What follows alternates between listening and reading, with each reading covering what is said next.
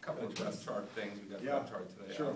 And you guys, I'm not sure if you've talked about this, but Denzel at middle linebacker. I think we had talked at the beginning of spring. You said you didn't think he would play there, but obviously something changed. Yeah, this looks like the better lineup for us right now, just because of probably, to be honest with you, George, probably the growth of the guys who didn't play there for us last year. Kirby, Eddie, Gianni, Tyrone, all those guys are coming on good, and we think that's the lineup right now that gives us the most depth.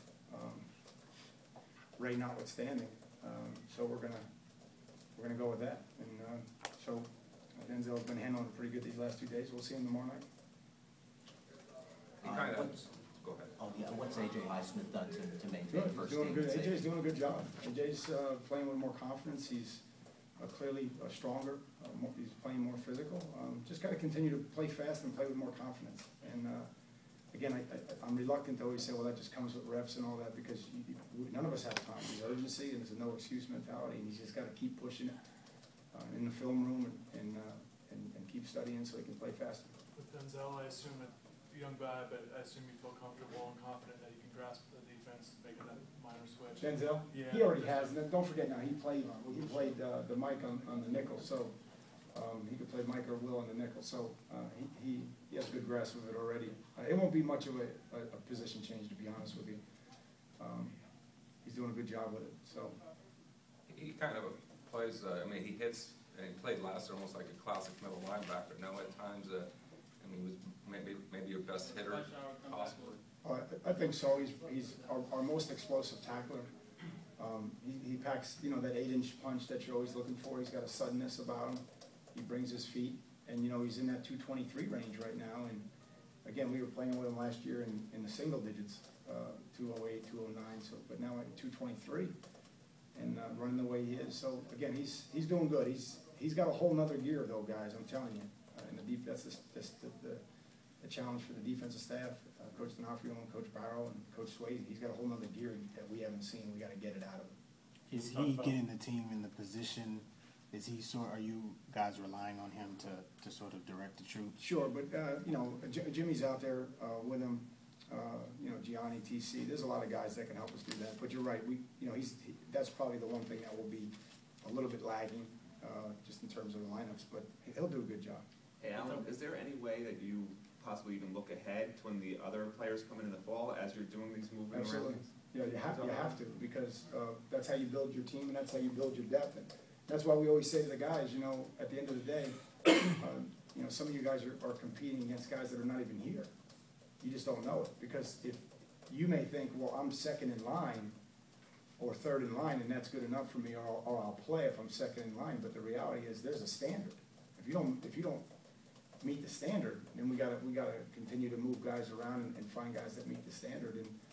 And I just think guys can get lulled into sleep with that, you know, because at the end of the day, coaches are humans too, and by April 14th, we're starting to do our game plans for our opponents, and we have people in mind.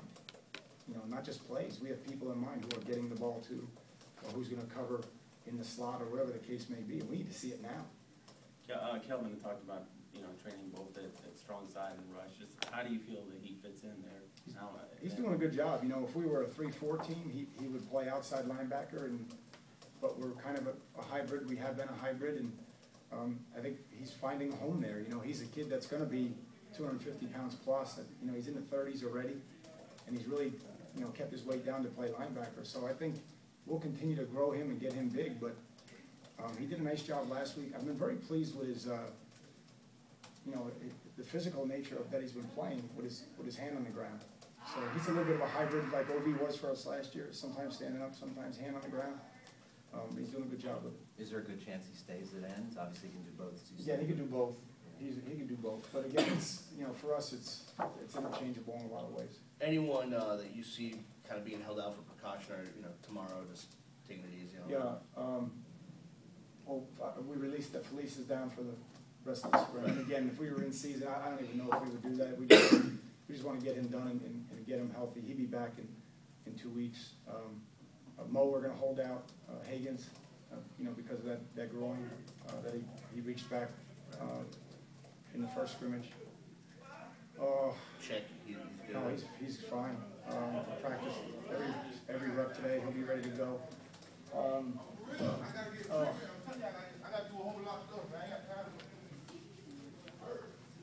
You know, there's nobody, if there's somebody else, I'll make sure you guys know, but I don't think there's anybody else that we're holding right now besides Mo. Al, at what point can the summer rivals start working with your medical staff, like Hamilton with Jelani's knee last year? Are you able to get a sense of whether he'd be ready this summer? Can he work with your medical people until he arrives on campus? Well, I mean, he can be checked out by our medical people, but he can't go through rehab with us. They're allowed to work out once they clear their physical and go through compliance. They're allowed to work out in our facility. They just can't work out with our team or in our apparel.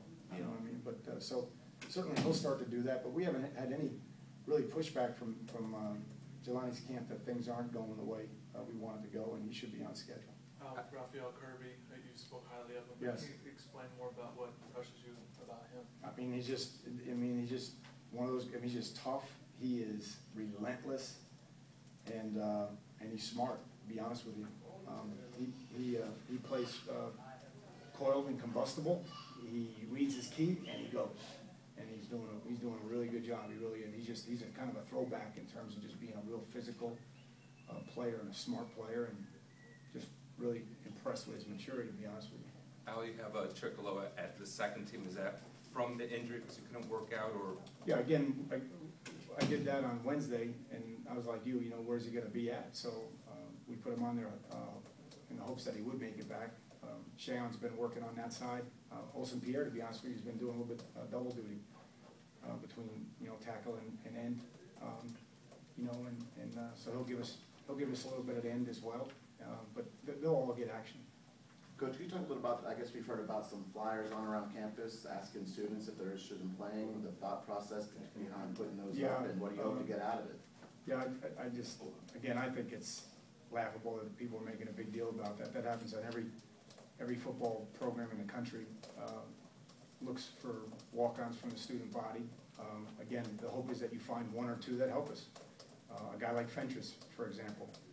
If we don't put flyers like that, then we don't have a story like the Tombo Fentress a year ago, to be honest with you. We don't, because the kids don't understand that we're looking for that, and they don't believe they have access. So again, it's an easy target, so if people want to make fun of it and all, that's fine. We're going to run our organization. I'm not a politician. I'm not really looking for public approval. At the end of the day, we're trying to find guys in the student body that can help us. And Nate Golston helped us a lot. Chris Ivory helped us a lot. Fentress helped us a lot. I think Kid's helping us a lot now. Darius Hughes is helping us a lot now. McNally's helping us a lot now. So, I mean, that's great. And the fact that we specifically targeted O-linemen, it's no secret. Everybody knows that we don't have the depth that we have there. So again, it's a bunch to do about really nothing, to be honest with you. Do you find it pushes your scholarship, I mean, the guys you recruited, does it push them more, or how do they respond to it? Well, it just adds to the culture of your team. Who's the most motivated player who's the most motivated player in the locker room? Who's the most motivated player in the locker room? The guys who willfully want to be there. And at the end of the day, some of the walk-ons that you have, or some of the people that are recruited to the University of Miami, these students are smart, are disciplined, are mentally tough. So they add to the fabric of your team. They add to your DNA. And so we're not only just trying to help our team practice, we're trying to improve our bottom 20%. And we're trying to change our culture. And the way you do that is with a lot of guys making good decisions, and a lot of smart guys, a lot of tough guys, and a lot of guys that are team-oriented. And that's really the definition of walk-ons. So when I ask about Sean McNally, he's a guy who I guess hasn't really done anything, but have you been impressed? I know snapper actually is a very important position. No, he's not. Can you watch that? Yeah, I wouldn't say, again, I know you're looking at it like he hasn't done anything. He's a guy that I see. That I've seen he hasn't done anything. No. So between that and the other question before, the reality is Sean works really hard, and he loves it. And he's a guy who has accepted his role and really tries to execute it, really tries to master it. I look out my window all times of the day, and he's out there snapping into a net. So he takes it very seriously, and again, I think you can go around the places that I've coached, and certainly the walk-ons that I've interacted with, and no one treats walk-ons better than we do. We don't even call them walk-ons. You know, He's very important to the team, he's obviously. they're all critical. They're all critical. Yeah. I mean, they're important to us, and again, people can make fun of us, and we're going to continue to do what we do, and make sure we treat them the way we treat them, because I know there's a lot of programs, a lot of coaches that don't treat them that way. Thanks, guys. Thanks.